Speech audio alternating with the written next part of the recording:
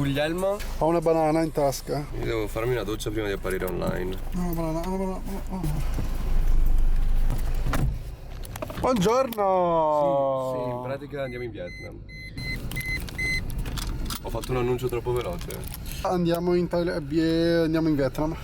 Che dappertutto. Andiamo. Però davvero non volevo apparire online con i capelli onti. Fissare mi pongo da damo. Nessuno si trova un cazzo. Ah, merda. Niente scatti e inquadrature di profilo, quindi non puoi fare inquadrature mentre guido. Perché nessuno deve stare a fissare il mio pongo da damo. Dove mi stai portando, Tommaso? Allora, Tommaso, adesso andiamo a casa mia, faccio una doccia.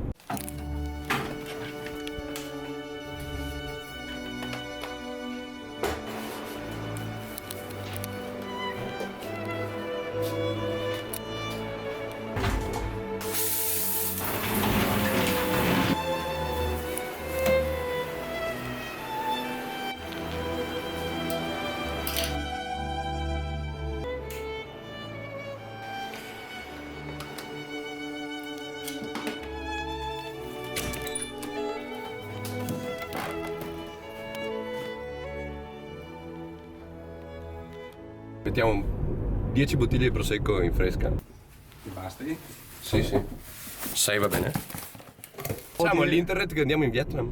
Io devo andare da Bravi. Adesso andiamo a casa mia e lo editiamo. Anche la mia faccia. Ma sono anche io, yay. Um, Ragazzi, partiamo! inquadra il centro di Conegliano che piace a tutti.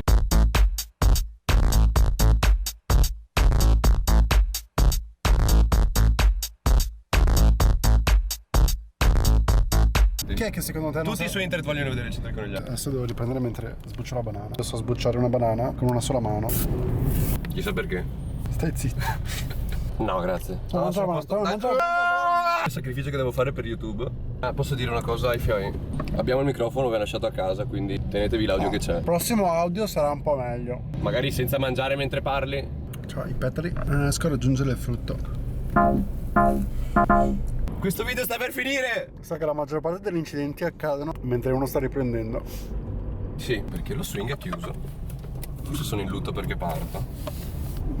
Potrei usare la banana come filtro. Sì, ma puoi togliere quella buccia di banana?